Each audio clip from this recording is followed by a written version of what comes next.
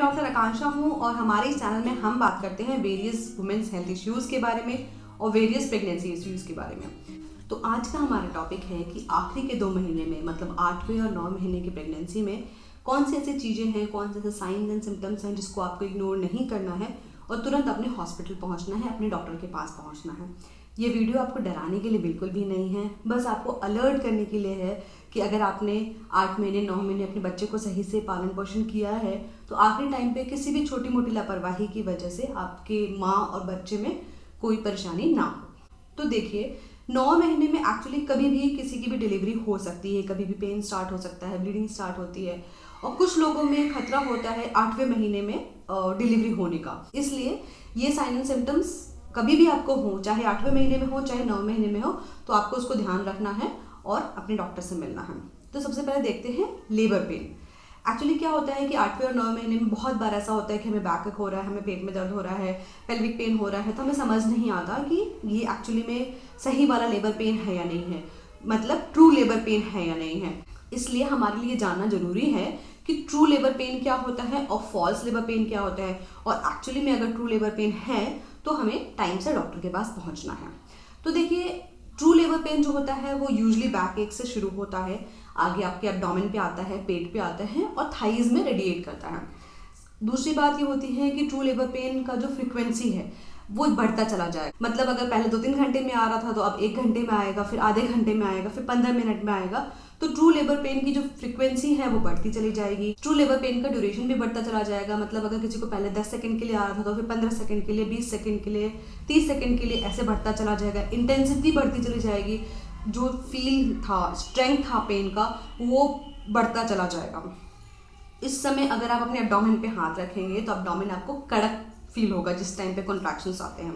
और जबकि जो फॉल्स लेबर पेन होता है वो यूजुअली पेट पे ही रहता है, वो बैक में या थाइज में रेडिएट नहीं करता है। आराम करने से या कोई पेन किलर अगर आपके डॉक्टर ने दे रखा है तो उससे आपको आराम मिल जाता है। जबकि ट्रू लेबर पेन एक बार शुरू हो गया तो वो आराम नहीं मिलता, उसमें वो ठीक नहीं होता। तो इसलिए ट्रू लेबर पेन को पहचाने और अगर आपको वो हो रहा है तो टाइम से हॉस्पिटल पहुंचे।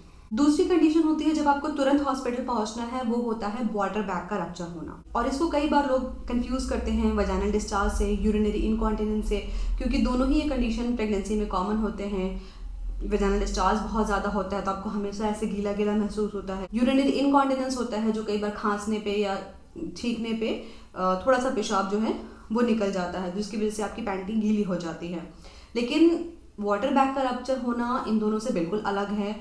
वाटर बैग जब रप्चर होता है तो बहुत सारा पेशाब जैसा पतला पानी निकलता है, उससे आपके नीचे के पूरे कपड़े गीले हो जाते हैं, पैंटी गीली हो जाती है, सलवार या पेटीकोट जो भी आपने पहन रखा है वो पूरा गीला हो जाता है। और एक बार अगर ये निकलना शुरू हो गया तो वो रुकता नहीं है, वो पेशाब जैसा पानी चलता चला जाता है।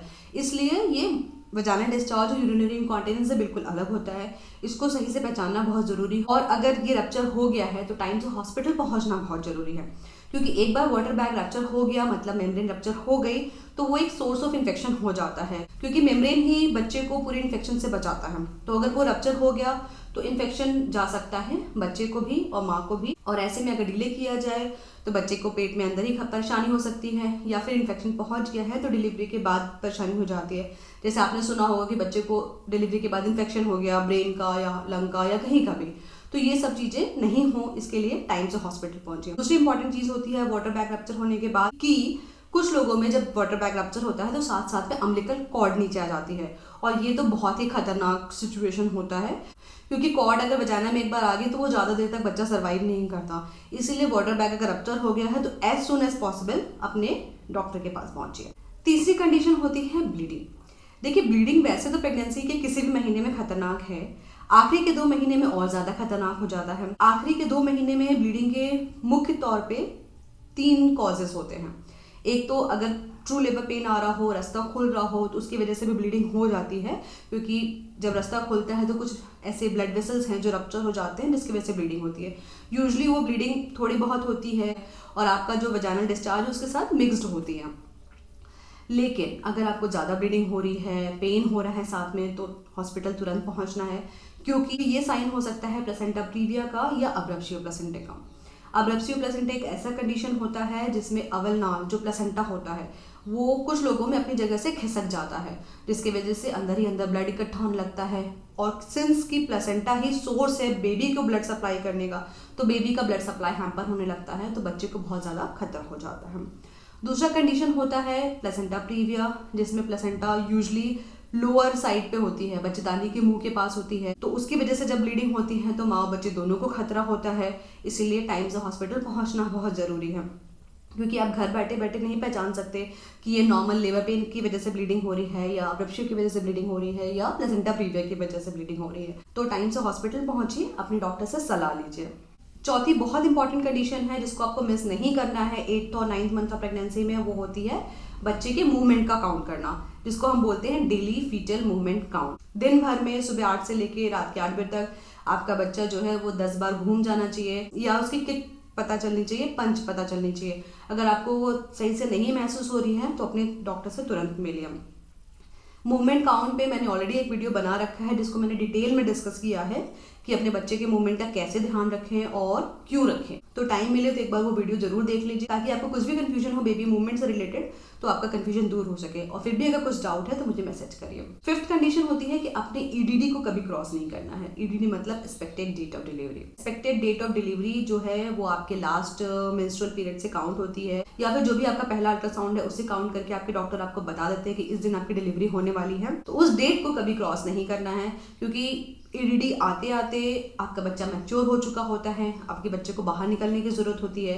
उस समय तक प्लेसेंटा जो है धीरे धीरे कैल्सिफाई होने लगता है, सिकुड़ना शुरू हो जाता है, और बच्चे का ब्लड फ्लो थोड़ा कम होने लगता है। तो इसलिए कभी भी अपने ईडीडी को क्रॉस नहीं करना है। अगर आपको पेन नहीं भी हो रहा है तो भी अपने ईडीडी पे अपने डॉक्टर से मिलिए।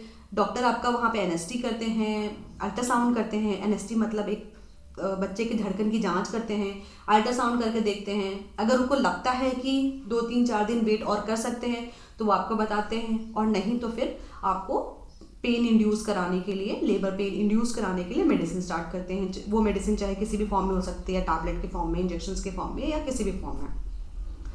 तो फ्रेंड्स, इन 5 चीज़ों का आपको ध्यान रखना है। ट्रू लेबर पहचानना है, वाटर बैग रप्चर होता है तो पहचानना है, ब्लीडिंग को ध्यान रखना है, बच्चे की मूवमेंट का ध्यान रखना, और अपनी ईडीडी का ध्यान रखना है। ये 5 चीज़ें आपको मिस नहीं करनी है। अपनी प्रेगनेंसी को सेफ बनाइए, ब्लेस्ड बनाइए, और हैप्पी प्रेगनेंसी बनाइए। अगर आपको ये वीडियो पसंद आया हो तो इस चैनल को सब्सक्राइब करिए, लाइक करिए, शेयर करिए। और आपको कुछ भी डाउट है इस वीडियो से रिलेटेड, या फिर प्रेगनेंसी के किसी भी चीज़ से रिलेटेड, या फिर किसी भी वुमेन हेल्थ इश्यूज़ के बारे में, तो आप मुझे मैसेज कर सकते हैं, कमेंट कर सकते हैं। आप मुझे फेसबुक के पेज पे भी फॉलो कर सकते हैं। तो मेरे साथ कनेक्टेड रहिए और अपने सारे डाउट्स क्लियर करके रखिए। Okay, thank you. See you in the next video with some another interesting topic. Bye bye.